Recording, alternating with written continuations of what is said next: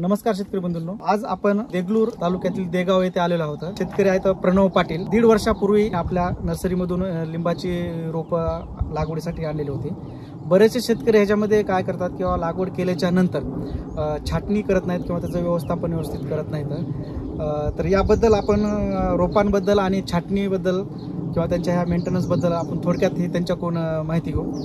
नमस्कार सर। नमस्कार सर। आपण थोडक्यात तुम्ही कसं ह्याचं व्यवस्थापन केलं, रोपं तुम्हाला कशी मिळाली आणि छाटणीचं किती महत्त्व आहे या लिंबाच्या ह्याच्यामध्ये, हे थोडक्यात तुम्ही तुमच्या शब्दामध्ये शेतकऱ्यांना सांगा। माझा हा जो प्लॉट आहे हा एकदम रोड टच असल्याने आणि जमीन पण थोडी कशी पाणी धरून ठेवणारी असल्या कारण आणि थोडा इश्यू होता, पिकं पण व्यवस्थित येत नव्हती आणि जुना आंब्याचा बगीचा हा तिथली झाडं फार कमी होत आली होती वयोमानानुसार, म्हणून मला हा रिफिलिंग करायचा होता। म्हणून मी सरांशी चर्चा केली आणि लिंबू हे रोप बऱ्याच पिकांशी आपण चर्चा केली, पण लिंबू आपल्या एरियामध्ये किंवा मराठवाड्यामध्ये किंवा नांदेड जिल्ह्यामध्ये खूप चांगल्या पद्धतीने येऊ शकतं, चांगलं उत्पादन देऊ शकतं। म्हणून मी सरांशी चर्चा केल्यानंतर KVK सगळोळी येथे साई सरबती या जातीची मला साई सरबतीच लावायची होती, कारण काय मार्केटेबल व्हरायटी आहे, एकदम त्याचा ॲपरन्स एकदम ग्लो किंवा ॲपरन्स खूप चांगला आहे आणि टिकवण क्षमता पण चांगली असल्या कारण साई सरबतीची रोपं माझ्या एकदम घराच्या जवळ भेटल्या कारण मी साई सरबती रोपं सरांना चर्चा करून मी खरेदी केली। 2.25 एकरचा प्लॉट असल्या कारण मी 18x18चं डिस्टन्स ठेवलंय। आपली जमीन हा एकदम भारी आहे, त्याच्यामुळे अंतर थोडं आपण जास्त ठेवलं होतं। 180च्या आसपास माझी झाडं बसलेली होती, तरी मी 200 गॅप फिलिंग पण ह्याचाच महत्वाचं असल्या कारण मी थोडी जास्तीची रोपं आणली होती सरांकडून।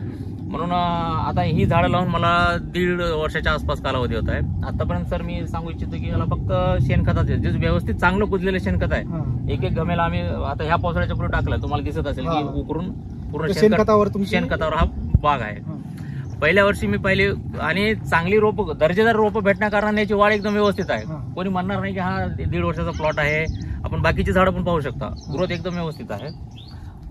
झाडांची वाढ एकदम जास्त झाल्या कारणानं मला माहित होतं की याची छाटणी करणं गरजेचं आहे। त्याच्यावर पण मी आपल्याशी गेल्या वर्षी पण चर्चा केली, यावर्षी पण चर्चा केली। फक्त मला याच्यात खालून तर आपल्याला झाड कॅनोपी चांगली मेंटेन करण्याकरता छाटणी फार महत्वाची आहे। छाटणीमध्ये ज्यावेळेस तुम्ही लागवड केली, छाटणी तुम्ही किती महिन्यानं सुरुवातीची पहिली छाटणी केली? 7 ते 8 महिन्यानंतर, जेव्हा झाड एकदम म्हणजे जमीन घट पकडल्यानंतर त्या वाटलं की आता हा सक्षम झालाय, हा टिका आपलं छाटणी केलं तर इजा सहन करू शकतो।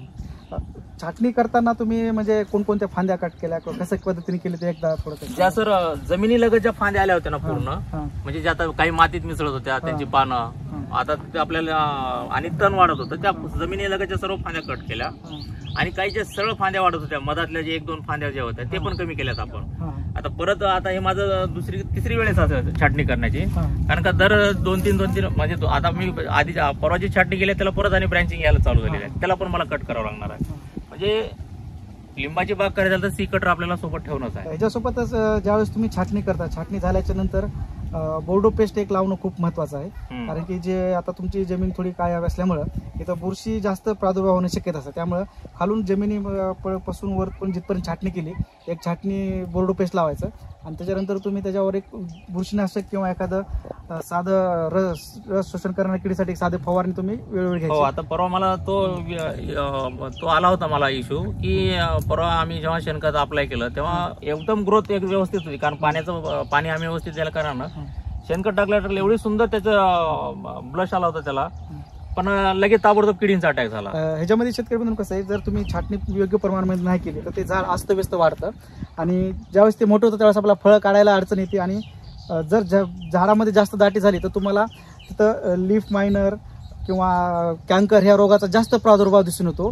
जर तुम्ही छाटणी केली तर सूर्यप्रकाश व्यवस्थित त्या झाडामध्ये खेळता राहतो आणि तुमचं ते कीड आणि रोगीचं प्रमाणही खूप कमी होतं। तर धन्यवाद सर, तुम्ही आम्हाला आमच्या शेतकऱ्यांना तुमचा अनुभव सांगितल्याबद्दल।